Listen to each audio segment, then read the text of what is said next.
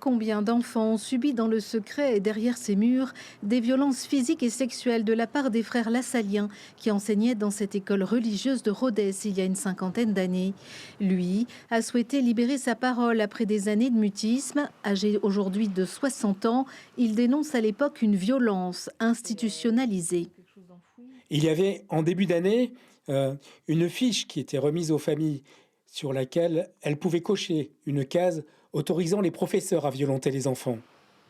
On était brimés, on était frappés, on prenait des coups de canne, on pouvait subir des humiliations devant toute la classe. Ça arrivait tous les jours, effectivement. Soumis à cette autorité religieuse, mise en confiance puis valorisée, Christian a été un jour attiré dans la chambre du frère François, officiellement pour parler religion. Je me souviens que, sous le prétexte d'une discussion, et pour me mettre à l'aise, nous étions assis côte à côte sur son lit, qu'il s'est rapproché jusqu'à, au bout d'un moment, mettre sa main dans mon pantalon et caresser mon sexe. Pour le petit temps de plaisir et d'excitation qu'il a ressenti, est-ce que ça valait la peine que, toute ma vie, je porte ce fardeau? Je compare ça à un séisme. Il y a des répliques, et à certains moments cruciaux de ma vie, ces choses ont ressurgi et m'ont empêché de vivre une vie normale.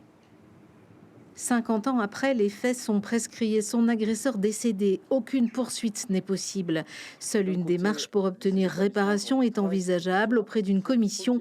Mais selon l'association qui soutient Christian, la congrégation des frères Lassaliens tente encore aujourd'hui de museler les victimes. La congrégation impose une clause de confidentialité qui fait que ces personnes qui se sont libérées, qui ont libéré leur parole 50, 60, 70 ans après, sont recondamnées au silence. Et ça, c'est intolérable. Si aujourd'hui l'association affirme que le collège Saint-Joseph-la-Salle prône des valeurs bienveillantes envers les élèves, elle incite, comme Christian, toutes les victimes des frères Lassaliens à briser la loi du silence.